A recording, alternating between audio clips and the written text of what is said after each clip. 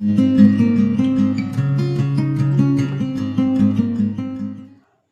हम इस वीडियो में समास का अर्थ समझेंगे कि समास किसे कहते हैं और समास कितने प्रकार के होते हैं, ये भी जानेंगे। ये समास सभी कक्षाओं के लिए बहुत ही आवश्यक होते हैं और प्रतियोगी परीक्षाओं में भी ये ज़रूर आते हैं। तो सबसे पहले हम समास का अर्थ जान लेते हैं कि समास होते क्या हैं, समास का क्या अर्थ होता है। देखिए, समास का अर्थ है संक्षेप। संक्षेप मतलब छोटा करना। जब दो या दो से अधिक शब्दों को मिलाकर जब एक पद बनाते हैं, उस विधि को समास कहते हैं। यानी जब दो या दो से अधिक यानी दो या दो से अधिक शब्दों को मिलाकर जब एक पद बनाते हैं तो उस विधि को समास कहते हैं। समास के पद को समास पद या समस्त पद कहते हैं।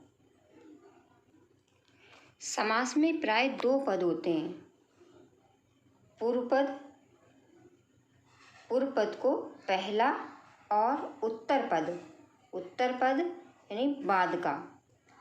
किसी भी मतलब जब कोई भी शब्द होगा तो उसमें जो पहला शब्द होगा वो पूर्व पद होगा और जो बाद वाला शब्द होगा वो उत्तर पद होगा। तो किसी भी समास में पहला पद प्रधान होता है, किसी समाज में जो है बाद का प्रधान होता है, तो किसी में दोनों प्रधान होते हैं और किसी समास में दोनों पदों को छोड़कर अन्य पद ही प्रधान होते हैं।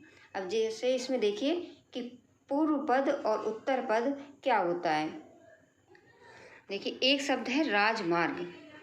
राजमार्ग में दो शब्द हैं, पहला शब्द है राज और दूसरा शब्द है राजमार्ग।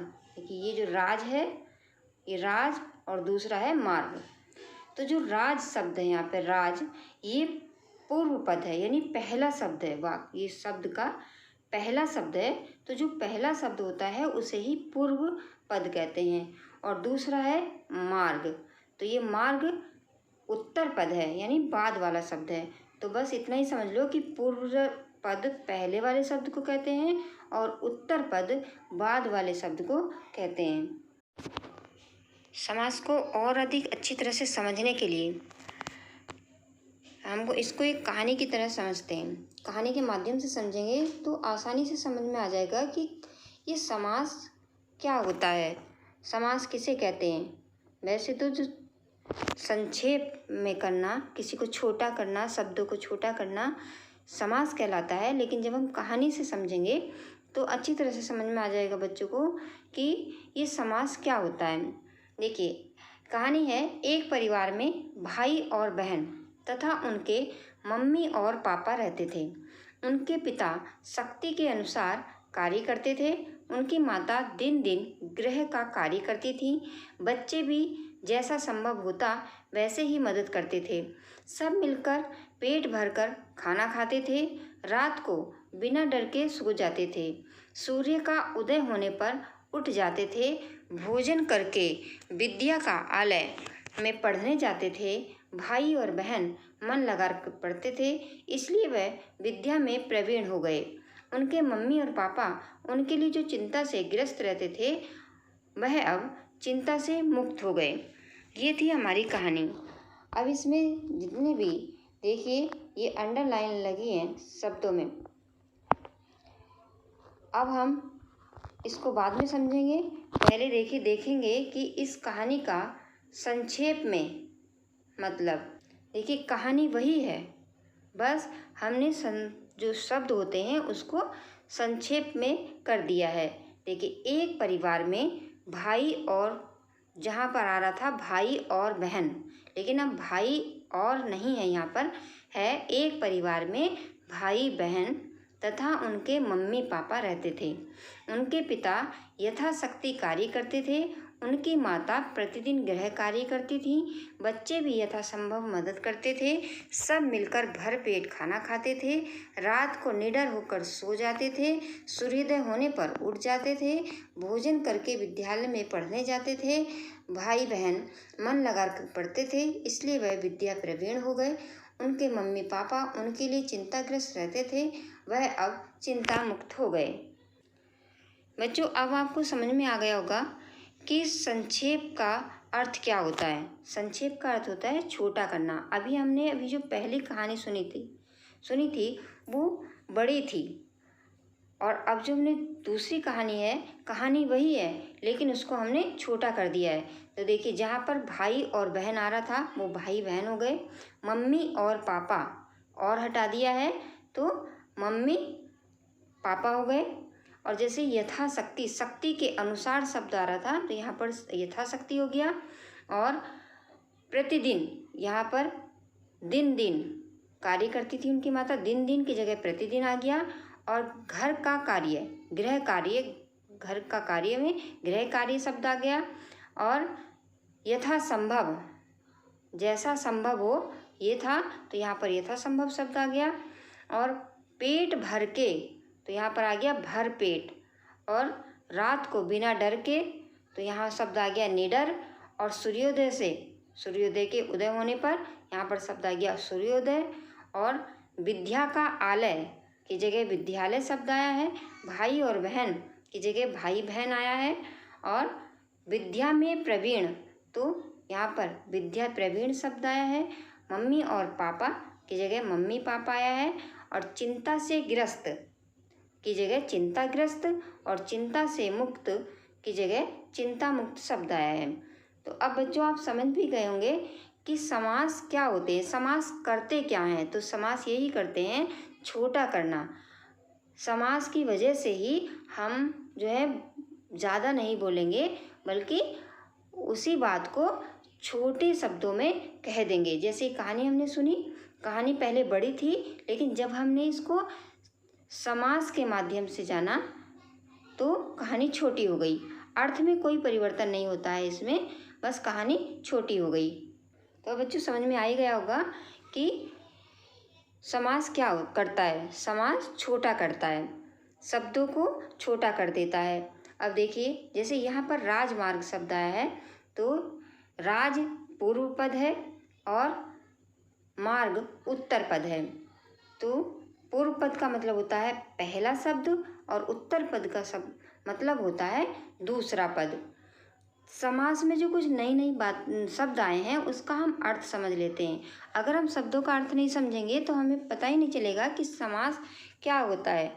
जो ये नए शब्द आ रहे हैं उनका अर्थ जानेंगे। जैसे शब्द आया है समस्त पद, जब हम इसकी जो है व्याख्या या परिभाषा समझ रहे थे तो उसमें एक शब्द आया था समस्त पद। तो देखिए, समस्त पद का अर्थ होता है समास विधि से बना नया शब्द समस्त पद होता है। यानी जब हम कोई एक नया शब्द बनाते हैं तो उसे समस्त पद कहते हैं। जैसे यहाँ पर भाई और बहन शब्द था, लेकिन जब हमने इसको भाई बहन बनाया तो एक जो नया शब्द बना तो वही शब्द जो है समस्त पद है। अब ये समास विग्रह क्या होता है? तो देखिए, समास विग्रह का अर्थ होता है समस्त पद का विस्तृत रूप या खुला हुआ अर्थ का रूप जो है समास विग्रह कहलाता है। तो समास विग्रह क्या था? समास विग्रह था जो ये हमने कहानी में भाई और बहन, मम्मी और पापा, शक्ति के अनुसार, ये खुला हुआ अर्थ था।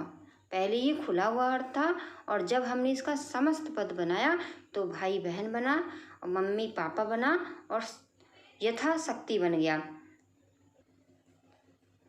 तो इस प्रकार आपने समझ लिया कि समास विग्रह क्या होता है। समास विग्रह का अर्थ होता है जब हम किसी को खुले हुए अर्थ को समझते हैं तो समास विग्रह होता है, और समस्त पद होता है जब हम उसका छोटा कर देते हैं, उस शब्दों को संक्षेप में उसका अर्थ बताते हैं तो समस्त पद होता है।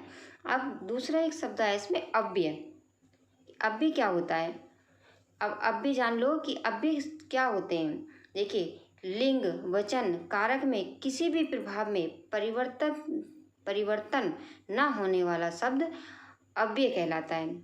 अव्यय का मतलब होता है अविकारी शब्द, जो कभी बदलते नहीं हैं। अव्यय शब्द हर स्थिति में अपने मूल रूप, अपने असली रूप में रहते हैं। इन शब्दों में कोई परिवर्तन नहीं आता। किसी भी हालत में वाक्य रहा हो, पुल्लिंग का हो, स्त्रीलिंग का हो, नपुंसकलिंग का हो, या लिंग कुछ भी हो, वचन कुछ भी हो, कारक कुछ भी हो, ये अव्यय ऐसे शब्द होते हैं जिनका मूल रूप कभी नहीं बदलता। तो इसलिए इन शब्दों को अविकारी रूप भी कहते हैं। अब ये भी जान लेते हैं कि अव्यय शब्द कौन कौन से हैं। अब जब अव्यय शब्द आया ही है कि ये ऐसे शब्द हैं कि जो कभी बदलते नहीं हैं, इनका रूप नहीं बदलता, तो अब मन में जिज्ञासा जागृत होगी कि भाई ये अव्यय शब्द होते क्या हैं। तो देखिए ये अव्यय कौन कौन से शब्द होते हैं। देखिए धीरे, चूंकि, क्योंकि, यहाँ, वहाँ, बल्कि, वह, अब तक, क्यों, किस लिए, इसलिए, जब तक, इधर उधर, किंतु, परंतु, लेकिन, आज, अभी, अब, जब, तब, अवश्य, अतएव आदि। ये इतने सारे शब्द हैं और जो है ये सारे ही शब्द किसी भी हालत में बदलते नहीं हैं, किसी भी वाक्य के साथ बदलते नहीं हैं। किसी भी जो है स्त्रीलिंग, पुल्लिंग, नपुंसकलिंग, किसी भी कारक, क्रिया कुछ के साथ भी लग जाएंगे, इनका रूप नहीं बदलता है, ये ऐसे ही रहते हैं। तो जो शब्द नहीं बदलते हैं, एक जैसे रहते हैं, उनका रूप नहीं बदलता है, उन्हें ही अव्यय शब्द कहते हैं। अब देखिए इसका उदाहरण समझेंगे तो समझ में आ जाएगा कि कैसे इनका रूप नहीं बदलता है। अब जैसे एक वाक्य है, अमन धीरे धीरे चलता है, तो यहाँ पर धीरे धीरे जो है ये अव्यय शब्द है, ये कहीं भी रखा जाएगा, ये बदलेगा नहीं। दूसरा है देखिए, बिमला धीरे धीरे चलती है, कछुआ धीरे धीरे चलता है। अब देखिए अमन लड़का है, बिमला लड़की है, कछुआ ये जो है एक क्या है, पानी में रहने वाला जीव है। लेकिन ये तीनों ही अलग हैं। और देखिए क्रिया भी अलग है, चलता है, चलती है, चलता है, ये क्रिया भी अलग हो रही है।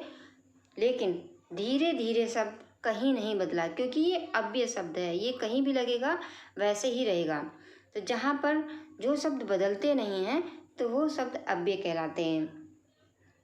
और जो भी यहाँ पर जो शब्द लगे हुए हैं, आपको ध्यान होगा कि कहीं भी ये जो लगेंगे वह वैसे ही रहेंगे, उसका रूप नहीं बदलेगा। तो जिसका रूप नहीं बदलता वही अव्यय शब्द होते हैं। अब जानेंगे कि समास के कितने प्रकार को होते हैं। समास के 6 प्रकार होते हैं। पहला होता है अव्ययभाव समास, दूसरा तत्पुरुष समास, तीसरा कर्मधारय समास, चौथा द्विगु समास और पांचवा द्वंद्व समास और छठा बहुव्रीहि समास। यानी समास जो है 6 ही होते हैं। अब हम अव्ययभाव समास को जान लेते हैं कि अव्ययभाव समास किसे कहते हैं।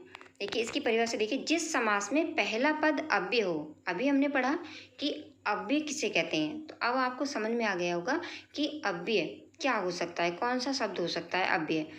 तो अव्यय भाव की परिभाषा है कि जिस समास में पहला पद अव्यय हो तो उसे अव्यय भाव समास कहते हैं। यानी अव्यय भाव समास वहाँ होगा जहाँ पहला पद यानी पहला शब्द अव्यय होगा।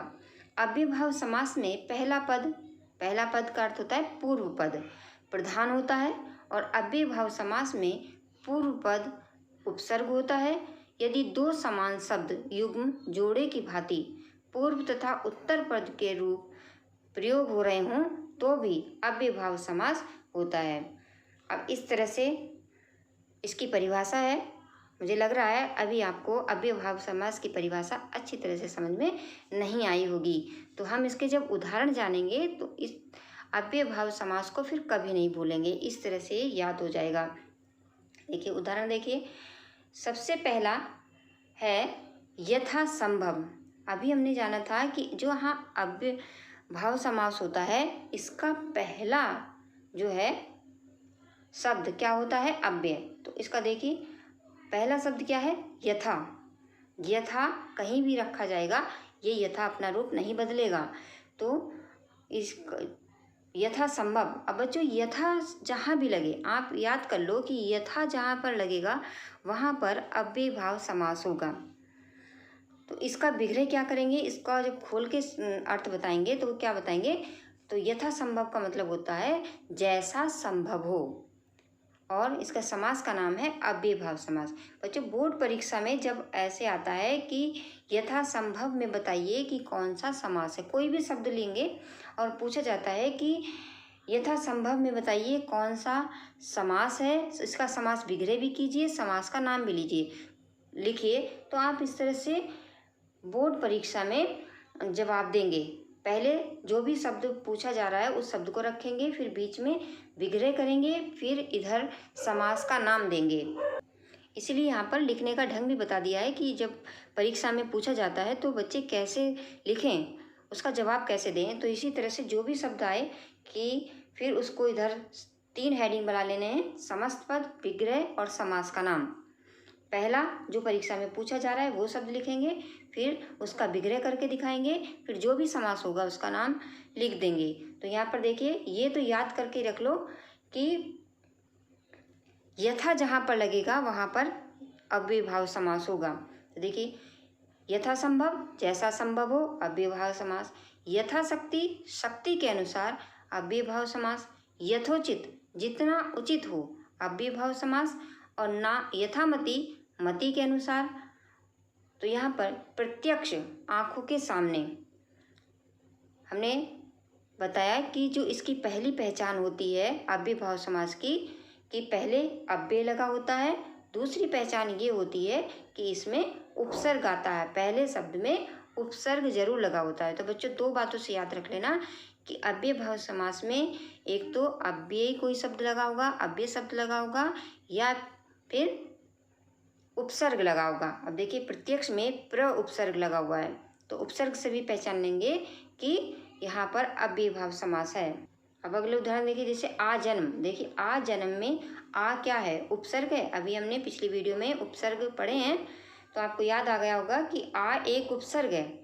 तो इस जहाँ इसका मतलब क्या हुआ, आ जन्म, इसका अर्थ हुआ, जब हम इसका विग्रह करेंगे तो आ जन्म का मतलब बताएंगे कि आ जन्म जब हम बोल रहे हैं तो इसका मतलब क्या है। जैसे अगर हम किसी को कहें कि आ जन्म, तो दूसरे को तो समझ में नहीं आ रहा है कि आ जन्म का क्या मतलब हो रहा है। तो जब हम उसे विग्रह करने का मतलब होता है कि उसके अर्थ को, उस शब्द के अर्थ को खोल के बताना, तब हम कहेंगे कि आ जन्म का अर्थ है जन्म से लेकर ना।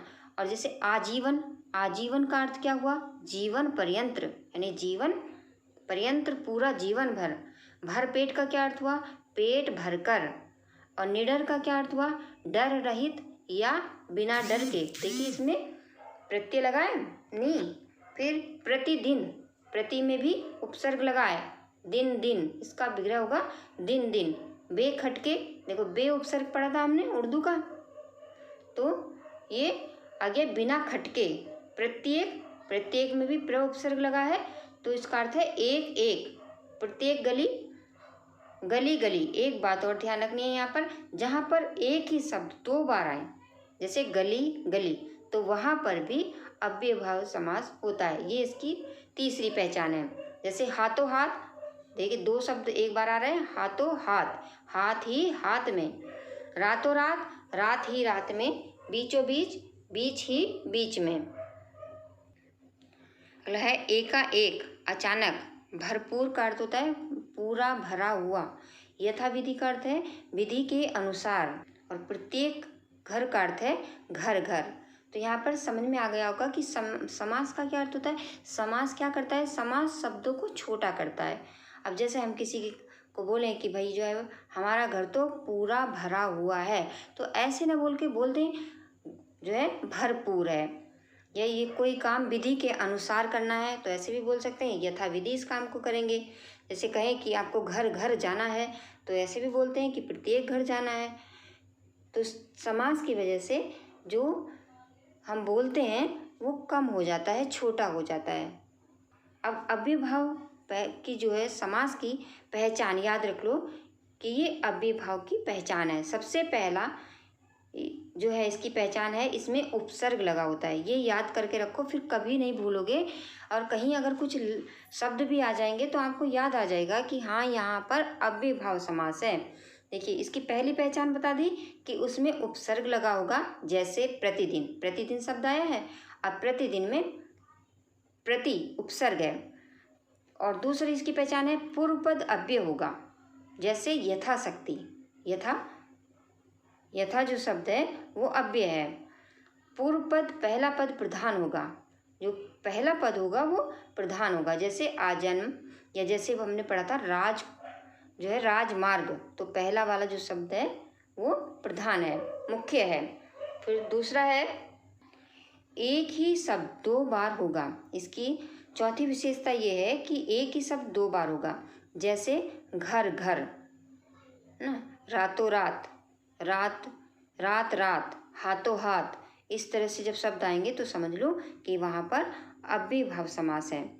और जो है एक और पहचान है इसकी कि पूर्व पद जो पहला वाला पद होता है वो अविभाजित होगा, यानी वो बट नहीं सकता, उसको बांट नहीं सकते। जैसे भरपूर, तो पहला पूर्व पद क्या है इसका, भरपूर शब्द का भर शब्द है, तो भर को हम इसको विभाजित नहीं कर सकते। अगर विभाजित कर देंगे तो ये अपना अर्थ खो देगा, कोई मतलब ही नहीं रहेगा। भा अलग लिख देंगे, रा अलग लिख देंगे तो इसका तो कोई मतलब नहीं रहेगा। तो इसकी पहचान है कि जो इसका पूर्व पद होता है वो अविभाजित होता है, अर्थात उसको बांट नहीं सकते। तो आज हम इस वीडियो में बस एक ही समास पढ़ेंगे, क्योंकि सारे ही समासों को अगर एक ही वीडियो में पढ़ेंगे तो वीडियो बहुत लंबी हो जाएगी। तो अगले समास, जो दूसरे समास बचे हैं वो हम दूसरे वीडियो में पढ़ेंगे। तो मुझे आशा है कि आप सबको ये समास इतनी अच्छी तरह से समझ में आ गए होंगे कि फिर कभी भूलेंगे नहीं। तो अगर ये समास आपको समझ में आ गए हैं तो वीडियो को लाइक कर दीजिए। लाइक करने से मुझे पता चल जाता है कि हाँ, बच्चों को समझ में आ गया होगा। और जो बच्चे इस वीडियो को पहली बार देख रहे हैं तो वो बच्चे चैनल को सब्सक्राइब कर लें और जो घंटी होती है उसको प्रेस करना बिल्कुल भी ना भूलें। अगर प्रेस नहीं करेंगे तो अगली वीडियो का नोटिफिकेशन उनके पास नहीं जाएगा। तो मिलेंगे अगली वीडियो में दूसरे समास के साथ। धन्यवाद।